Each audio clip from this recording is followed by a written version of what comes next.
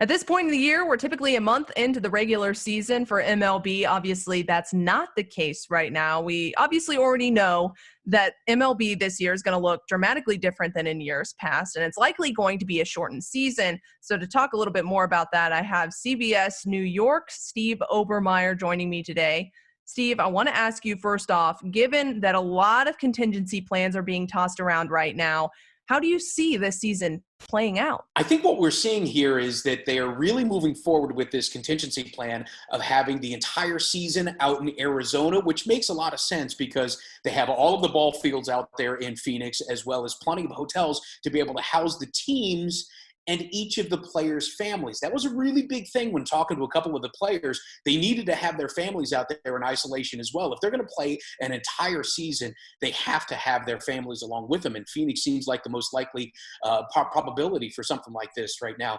A lot of the players are still down in Arizona, or I should say, and down in Florida as well. They've also said that they're going to need some time to get ready. So they're going to need at least a month's worth of practice and maybe even some practice games, some spring training games, if you will, to get back into shape. And hopefully we're going to have in some way, shape or form, at least a shortened season. And at least we'll see baseball hopefully by maybe June. And Steve, this is going to affect all MLB teams somewhat similarly, but then also somewhat differently. So let's talk about how that might affect the Mets and the Yankees, starting first with the Mets. I feel like it's going to take a lot longer for these pitchers to get ready. It usually takes about 2 weeks for the hitters to get ready, but it's going to take a full month for the pitchers to get ready. And teams that are relying very heavily on their arms, like the Mets, are probably going to get off to a slower start. And when you're talking about a shortened season, a slower start is a lot more impactful. If you have a terrible April, terrible first 30 games when a 162-game season, that's not going to be as impactful.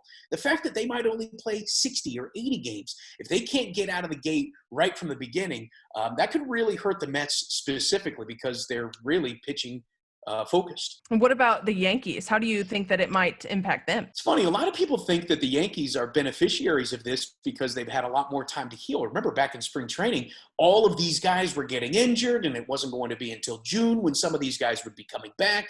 But I actually think that this is worse for the Yankees because this is a team that is built, again, for the 162-game stretch. Now you reduce that down into something that is a little bit more of a question mark. I mean, think about what happened last year with the Washington Nationals. They got off to a 19-31 start. Heck, that team might not even make the postseason in this year if they got off to a start somewhat like this. They ended up winning the World Series. So the Yankees are one of those teams that are favorites to win the World Series. It's going to be imperative for them to get off to a fast start.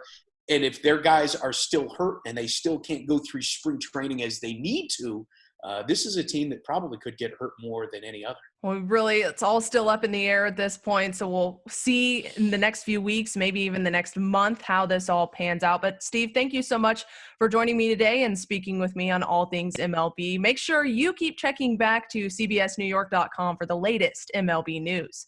Katie Johnston for CBS New York.